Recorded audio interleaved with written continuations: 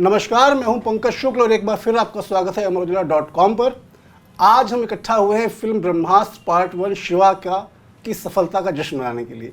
हमारे साथ एन मुखर्जी हैं, आलिया हैं और रणवीर हैं। आप तीनों को बहुत बहुत मुबारक हो इस फिल्म की शुभकामनाएं। थैंक यू पंकज जी। और फिल्म की सफलता जो है वो कई कॉन्टेक्स्ट में अलग अलग लोग उसको रीड कर रहे हैं। अभी जैसे मैं बाहर बैठा हुआ तो बात हो रही थी, कुछ बच्चे जा रहे हैं कागज का त्रिशूल बना करके फिल्म देखने। वो अपने अपनी मर्चेंडाइज मैंने भी देखी है ये एक दो क्लिप्स ऐसे जी। तो ये किसी कल्चर को प्रभावित करने वाली, जैसे ना आपकी सिनेमा जो बनाए और उस संस्कृति को प्रभावित कर रही है। इसको महसूस करके कैसा महसूस हुआ आपको? यू नो पंकज जी, शायद जब ये पिक्चर शुरुआत भी की थी, this was one of the main goals of this project कि हमारी स्पिरिचुअलिटी, हमारी कल्चर से ये फिल्म एकदम प्रेरित थी। और जब हमारे प्रमोशंस भी शुरू हुए थे ना, मुझे ये थोड़ा एहसास होने लगा था कि लोग इससे रिस्पॉन्ड कर रहे हैं, क्योंकि एक तो टेक्नोलॉजी है, लेकिन दूसरे ये कल्चर का एक फील है। जैसे कि हमारे केसरिया गाने में रणवीर और आलिया की हमने काशी विश्वनाथ मंदिर में शूटिंग की थी एटसेट्रा, वेरी सिंपल विजुअल्स, लेकिन मुझे ये फीलिंग आने लगी थी कि people are liking the flavour of the film. और ये जो आप क्लिप बोल रहे हो ना कि एक बच्चा त्रिशूल के साथ जा रहा है, this is it is the biggest compliment that we can get, क्योंकि हम सिनेमा घरों में सिनेमा गोइंग ऑडियंस को एंटरटेन कर पाए is amazing, but we can do it while bringing attention to Indian culture. This is the most amazing thing. Correct. This is the highest compliment. And if anything, इस film के बारे में आप कुछ अच्छा कहो, कुछ आपको नहीं भी अच्छा लगे, etc. This fact कि it is infused with a feeling of Indian culture, I think this makes Brahmastra very unique. Arya, आप बताएं, मुझे जो फिल्म मैंने जो रीड की, मुझे समझ में आया प्रेम की शक्ति जो है वो सबसे बड़ी शक्ति है जी, है ना, पावर ऑफ लव जी। और आपका तो पूरा लव ही डेवलप हुआ है इस पूरी फिल्म के दौरान। आप मिले और प्रेम में हुआ, फिर विवाह हुआ, अभी आप माँ भी बनने वाली हैं। तो आपकी जो फीलिंग रही है प्रेम को लेकर के, और फिल्म की जो फीलिंग है कि लास्ट में आकर के ब्रह्मास्त्र जैसी शक्ति को रोका जा सकता है प्रेम के जरिए, कितना आपका विश्वास बढ़ा है इस भावना में? डेफिनेटली और बड़ा है, पर प्रेम तो है डेफिनेटली। उसके प्रेम की वजह से, जैसे कि आपने कहा कि शिवा के अंदर से वो पावर आता है बिना चिंगारी के, बिना सोर्स के। पर उसका एक बहुत अहम रीज़न ये था कि पहले उसने सैक्रिफाइस किया और फिर उसके अंदर से आग बढ़ी। तो प्रेम और सैक्रिफाइस ये जो शब्द हम सुनते हैं, बहुत ही सेल्फलेस एक्ट है। तो उसको लेकर मेरे मतलब आई थिंक एक उस शब्द को लेकर और उस एक्ट को लेकर मेरे दिल में शायद कुछ ज़्यादा ही एक रिस्पेक्ट बढ़ा, क्योंकि फिल्म मेकिंग एक तरफ से एक सैक्रिफाइस ही है। क्योंकि इवन इन दिस फिल्म जब आप काफ़ी कुछ स्पेशली बाहर के फोर्सेस से आप डील कर रहे हो, आपके अंदर का एक बिलीफ बनाए रखना है कि नहीं, ये एक विजन है, ये एक कहानी है। अभी भी जब फिल्म वर्ल्ड में है, लोगों को ऑफकोर्स बहुत पसंद आ रही है, पर काफ़ी लोग ये भी कहते हैं, तो आपको एक्चुअली काफ़ी कुछ सैक्रिफाइस करना पड़ता है for you to actually get to the point कि हम एक एंटरटेनमेंट फिल्म बनाने की कोशिश कर रहे हैं और एक ऑडियंस को एक फुल एंटरटेनमेंट पैकेज देने की कोशिश कर रहे हैं। बलिदान प्यार का सबसे बड़ा रूप है। The highest form of love is eventually sacrifice. Can I answer a little bit also? And that is actually Ayan's philosophy. He believes कि without sacrifice you cannot achieve anything. ये जो sir I mean कुछ लोगों को शायद, well I don't know कुछ लोगों को, लेकिन बहुत ही सिंपल थॉट है। प्रेम, प्यार, लव के फाउंडेशन पे ये पूरी कहानी, actually the main message is based on it. लेकिन मुझे लगता है कि कभी कभी बहुत सिंपल सी चीज़ें बहुत प्रोफाउंड भी होती है, and I truly believe it कि इवेंचुअली दैट थॉट कि भगवान हर जगह हैं पर हमारे अंदर भी हैं। एक बूंद सागर में पूरा सागर है। So I really think that divine energy the film is trying to say is actually something that is within us. And one of the ways that this boy उसको बाहर लाता है is through the emotion of love, and I really think that eventually love is one of the most important energies that drives us in life, you know, towards our children, towards our parents, towards our friends, towards our work. Eventually, love is what drives us to do these things. So, have you fallen in love? Yes, sir, of course. Few times actually. But you know, but I want to also say that, you know, in the film there is one line where the Guruji tells Ranbir कि ईशा तो सिर्फ जरिया है, लेकिन तुम्हारा button प्यार है. So I was using the story of Isha and Shiva at one level to talk about love, but I was trying to make a point about love in general. With humanity also. You know, at a larger level. Yeah. So this thought is very important to me, and I really hope it resonates more. Sacrifice की बात, वो मैं रणबीर से पूछता हूँ. प्रेम की एक बहुत सिंपल परिभाषा है जो हम लोगों ने पढ़ी थी, तत्सुखे सुखे त्वम. जिसको आप प्यार करते हैं उसके सुख में ही आपका सुख है. Whatever your lover makes happy makes you happy. तो वो प्रेम जो शिवा दिखाता है कि ईशा को किस चीज़ में खुशी मिल रही है, ईशा को वो दूर भी भेजता है, लेकिन वो उसके पीछे भी कारण है. तो शिवा की जो जर्नी है इस फिल्म में दिखाते हैं, तो शुरू में बहुत ही खिलंदर स्वभाव का एक व्यक्ति है, एकदम मस्तिष्क है, लेकिन धीरे धीरे जैसे वो ग्रिप में आता है अपने किरदार की, तो उसका स्वरूप बदलता रहता था. तो ऐसा कभी आपने फील किया अपने जीवन में, जब भी आप प्रेम में पड़े हैं तो आपको लगा कुछ अलग हो रहा है? देखिए, जब भी मुझे किसी चीज़, किसी किरदार, किसी फिल्म या किसी लड़की के साथ प्रेम हुआ है, ज़िंदगी बहुत ही खूबसूरत रही है. ये तो आई थिंक सबका मानना है. और जब ज़िंदगी खूबसूरत होती है तो सब कुछ खूबसूरत लगने लगता है. लेकिन जो मैं अपनी नीति ज़िंदगी की तुलना शिवा और ईशा के साथ नहीं कर सकता, क्योंकि ये एक फिल्मी कैरेक्टर है, ये एक आइडियलिस्टिक कैरेक्टर है. लेकिन मेरे लिए और जनता के लिए मैं ये विश्वास कर सकता हूँ कि शायद आलिया और मेरी जो ज़िंदगी है, हम शायद इस तरह जीना चाहेंगे. तो जैसे आप एक भगवान की कहानी सुनते हो या आप गीता पढ़ते हो, तो आपको एक मॉरल लेसन आप पढ़ते हो उसके बारे में. आप वैसे नहीं हो, लेकिन अगर आप उसको उधर रखते हुए आप अपना वो मोटिवेशन रख सकते हो, तो आपकी ज़िंदगी बेहतर हो सकती है. तो आई थिंक ब्रह्मास्त्र भी ऐसी कहानी है कि हम ये नहीं कह सकते कि आलिया और मैं शिवा और ईशा के जैसे हैं, लेकिन इवेंचुअली हमारे बनने की कोशिश कर सकते हैं, हम वो बनने की चाहत रख सकते हैं. मुझे फिल्म में एक ईशा को एक याद आया एकदम से कि वो जो गाना चलता है, जो आग के आसपास ये लोग फेरे ले रहे होते हैं, घूम रहे होते हैं, उस टाइम जो आलिया के चेहरे का ग्लो है, वो जो एक ग्लो है ना, अगर आइकॉनिक लव कपल्स देखो इंडियन फिल्म के, हिंदी सिनेमा के, तो दिलीप कुमार साहब मकबूला हैं, या धर्मेंद्र हेमा मालिनी हैं, या बच्चन साहब, रेखा खन्ना, तो रियल लव का जो ग्लो दिखता है कैमरे के सामने, दैट वाज रेयर. अब पता नहीं उस समय आप लोग कितना पहुंचे थे, कहाँ तक पहुंचे थे? हम पहुंच चुके थे. एंड आई थिंक हमारे बीच में कुछ दूरी भी थी उस वक्त, क्योंकि आलिया एक दिन के लिए आई थी. एक्चुअली वो हम बल्गेरिया के एक फॉरेस्ट में शूट करे थे वो shot.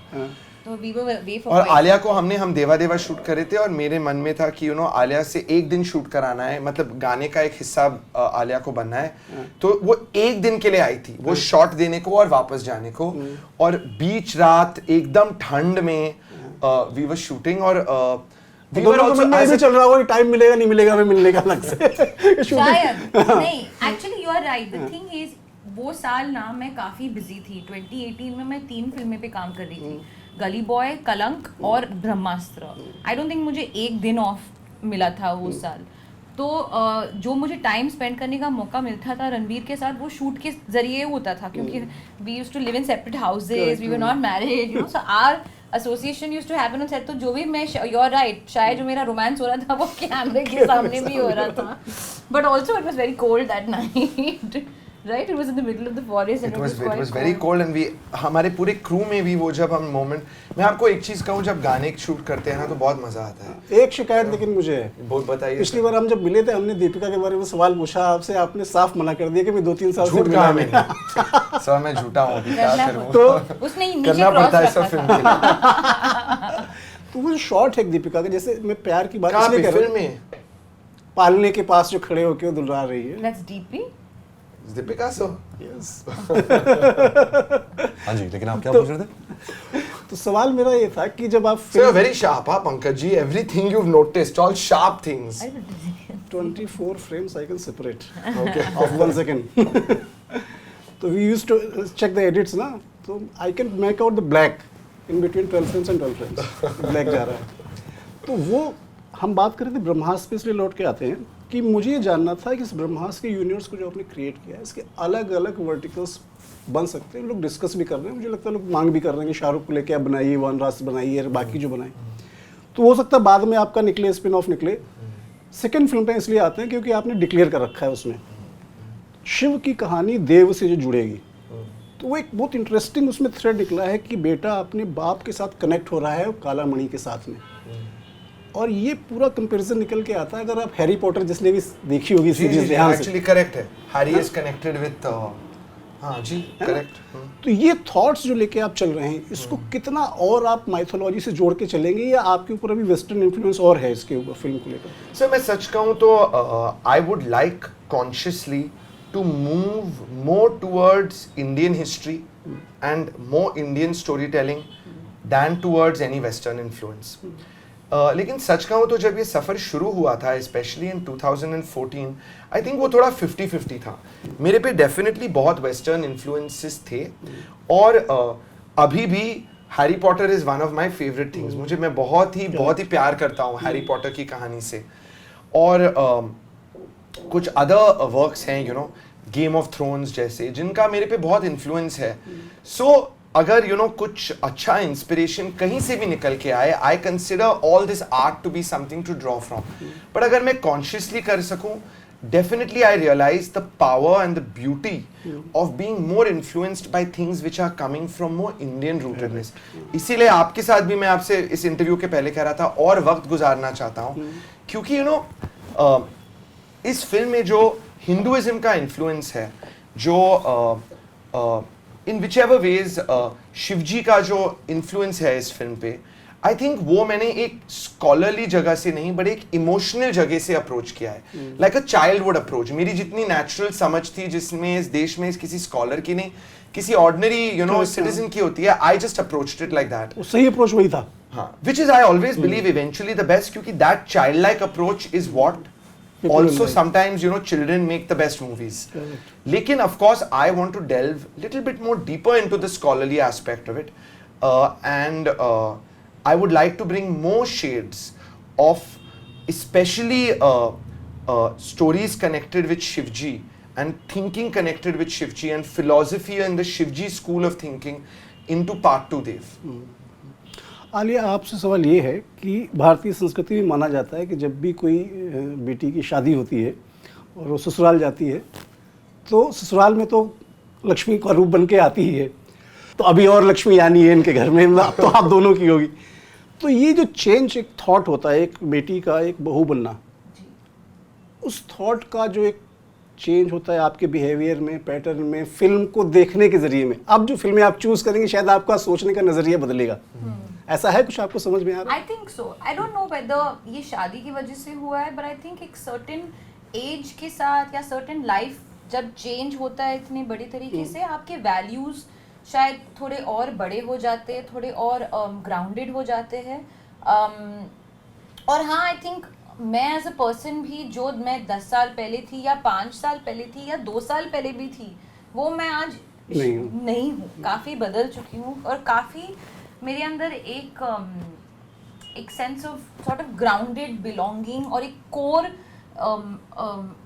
Value system sort of बैठ गया है। और मैं उसको मैं देख भी रही हूँ कि वो कितना और थोड़ा सा फ्लरिश हो रहा है और फ्लावर हो रहा है, और शायद मेरी पर्सनालिटी में भी वो शायद दिखने लगा है। एंड डेफिनेटली अगर मेरे पर्सनालिटी में दिख रहा है तो मेरे थिंकिंग में भी दिखेगा, और जैसे मैं किरदार चूज करूंगी या जिस तरह के मैं एक रोल मॉडल या एक पब्लिक फिगर बनना चाहती हूँ through my films, I will obviously be connected with that. Alia ने मेरे को प्रॉमिस किया है कि वो किसी फिल्म में अभी मारपीट नहीं होने देगी अपने आप को।